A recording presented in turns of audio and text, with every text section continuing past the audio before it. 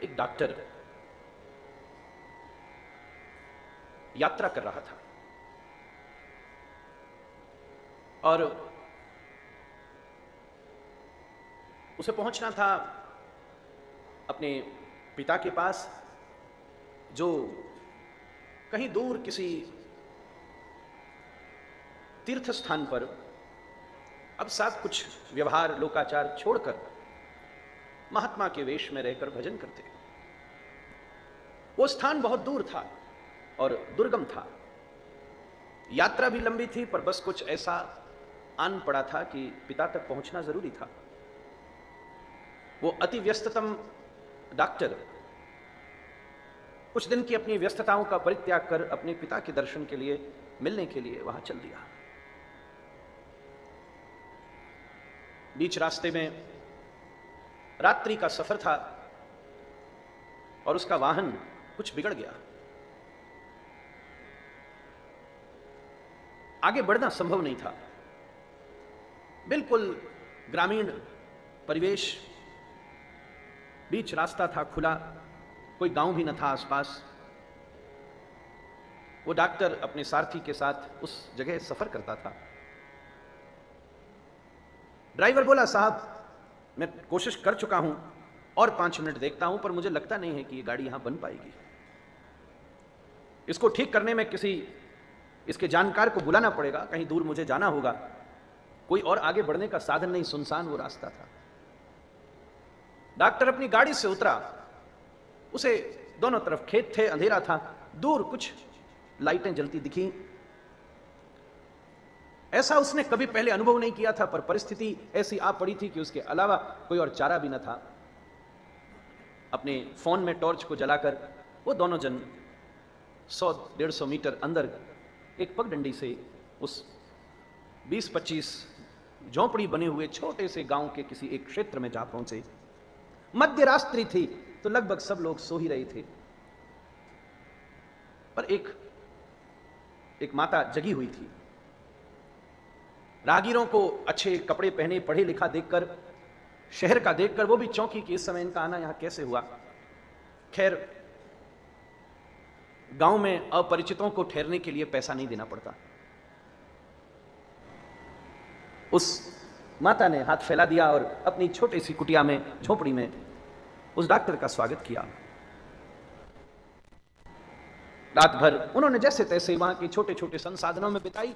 उस डॉक्टर के लिए वो रात्रि बड़ी कठिन थी, क्योंकि उसे अभ्यास न था। सवेरा होने को हुआ, फिर भी उस महिला की आतिथ्य से वो खुश हुआ। पढ़ा लिखा व्यक्ति था, अपरिचित को कौन ऐसे रात में रुका लेता है। घर के कुछ और लोग भी जगे। छोटा बालक था जो देखते ही पता चलता था कि कुछ अस्वस्थ है। वो महिला अपने परिवार के सब लोगों से उसे मिला रही थी। ड्राइवर भी सवेरे जाके किसी मिस्त्री को बुलाकर वो गाड़ी जुड़वा चुका था और बस अब इन्हें विदा होकर आगे यात्रा करनी थी। उसी बीच उस माता ने उस अस्वस्थ बालक का भी परिचय कराया और साथ में एक बात ये भी कही कि इसकी बीमारी ऐसी विचित्र है कि मैंने सुना है कि इस पूरे देश में एक ही डॉक्टर है जो उसका इलाज कर सकता है, और संपर्कों से पता करने पर पता चला कि शायद 5 वर्ष में भी उस डॉक्टर का नंबर लग जाए तो बहुत आश्चर्य की बात होगी। कुछ मेरे परिचित लोग शहर रहते हैं, मैंने उनसे भी पूछवाया, कठिनाई है। उसने पूछा वो डॉक्टर कौन है, और जब उस महिला ने नाम बताया तो वो हंस पड़ा, क्योंकि वो नाम उसी का था। वो महिला जिस डॉक्टर की प्रतीक्षा पिछले 2 वर्ष से करी थी, रोज अपने उस पुत्र की रक्षा के लिए भगवान से प्रार्थना करती थी कि कोई ऐसा साधन बने। मुझे भरोसा है अगर ऐसा समर्थवान व्यक्ति है तो वो इसका अवश्य इलाज करेगा। ये घटना काल्पनिक नहीं, एक सत्य घटना पर आधारित है। अकेले में मैं बैठा तो कभी नाम भी बता दूंगा, सार्वजनिक कहने की आवश्यकता नहीं। पर वो खुश हुआ और उसने उस बच्चे का इलाज किया, मुफ्त में इलाज किया, और वो बच्चा भी आगे चलकर एक डॉक्टर ही बना, जो कि बहुत प्रसिद्ध नाम है। मैं फिर कभी नाम बाद में कहूंगा, पर मैंने आज शायद ये मेरी 100-200वीं 300वीं, पता नहीं, मैं गिनता नहीं हूं कौन सी भी कथा होगी। कथाओं को मैंने कभी नहीं गिना, पर मैंने ये प्रारंभ पहली बार ऐसे किया। उसका एक कारण है। जिस वस्तु को हम बहुत हृदय से चाहते हैं उस वस्तु को देने के लिए भगवान सारा प्रबंध कर देता है। जिसके लिए आपने ईमानदारी से चाह की हो और उस चाह में अगर निश्चित रूप से किसी दूसरे का हित छुपा हो, उसमें वो चाह अगर सर्वजन हिताय हो, परोपकार से युक्त हो, हमारा ही नहीं बल्कि पूरे समाज का, परिवार का, विचार का उद्धार करने वाली वो चाह हो, तो असंभव है कि भगवान उसके लिए कोई ना कोई प्रबंध न करें। कुछ ऐसा ही हुआ। मैं कुछ महीने पहले अपने नित्य क्रम के अनुसार भगवान श्री राधा रमण जी का दर्शन करने जा रहा था।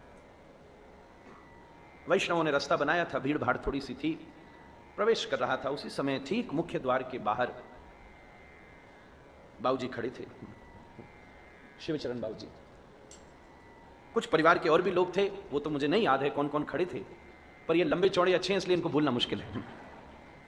और आपने बड़ी अदब से और बड़ी सहजता से मुझसे चलते चलते बिना संकोच के, व्यक्ति 2 मिनट समय भी मांगता है, कहता मैं 2 दिन बाद मिल लूं, एक बात है, बहुत सारे कहने के अलग अलग सबके लहजे हैं, तरकीब है। आपने कहा महाराज जी मैं जानता कुछ नहीं हूं, मेरे पास कोई लंबी चौड़ी व्यवस्था सुविधा भी नहीं है, पर मेरी इच्छा ऐसी है कि आपके द्वारा श्रीमद् भागवत की कथा हो, आप मुझे कथा दे दो। तुलना तो मैं बहुत अलग से दृष्टांत से कर रहा हूं, पर मेरे सामने भी कुछ ऐसी ही परिस्थिति थी जैसी वामन की परिस्थिति बलि के सामने थी। मैं अपने इष्ट देव के द्वार पर खड़ा था, आपने कहा मुझे कथा दे दो, मैंने कहा दी। इसके बाद व्यवस्था समाप्त हो गई। अब कब करनी है, कहां करनी है, क्या करनी है, वो सब बात बाद में होती रहेगी। किस रूप में करनी है, कहां होगा, कौन आएगा, पता नहीं। आपने कहा कथा दो, मैंने कहा मैं उसको मना कैसे, इसके अलावा और देने की मेरी औकात क्या है, इसके अलावा और मुझे न कुछ देना आना चाहिए। शायद यही गुण था कि मैं उस अपने इष्ट देव के द्वार तक पहुंच भी पा रहा था। जो न हो उसे दे देने का वादा करना कल्पना है, पर जो है वो देने की सामर्थ्य होना ही तो सबसे बड़ा सामर्थ्य है, सबसे बड़ा मैं कहूंगा उपलब्धि है।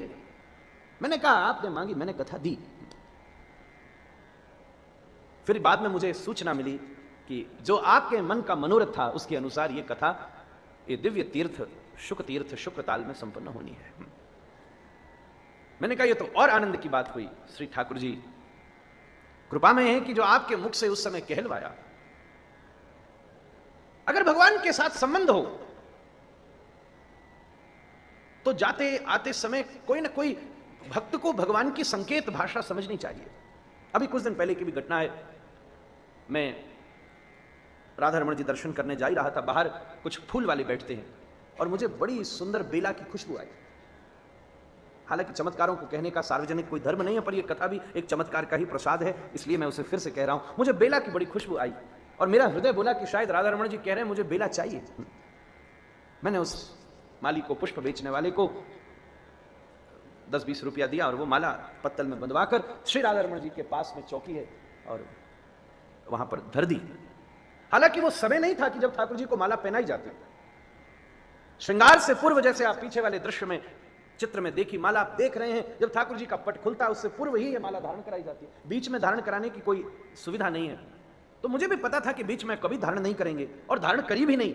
व्यवस्था इतनी पर्याप्त है कि अगर उस चौकी तक माला धर दी गई तो इसका मतलब ठाकुर जी ने धारण कर ही ली। मैं दर्शन कर रहा था उस समय, जो सेवायत वहां गोस्वामी जी थे, सब मेरे घर के ही हैं, परिवार के हैं, रिश्तेदार हैं। उनके मन में न जाने किस रूप में ये बात आई। ज्यादातर सब ये कृपा करते हैं कि आपने मुझे प्रसाद दिया और उनके मन में इच्छा हुई कि मैं माला पहनाऊं। आनंद की बात यह कि भीतर कोई माला न थी तो चौकी से वही माला उठी, ठाकुर जी के चरणों में प्रसादी हुई और मेरे गले में डाल दी उन्होंने। मैं बड़ा प्रसन्न हुआ। ठाकुर जी ने रिवॉर्ड दे दिया, मैंने संकल्प किया था। जब ये मुझे मिले तो मैं भी सोचता था। एक और बात जो मैंने आज तक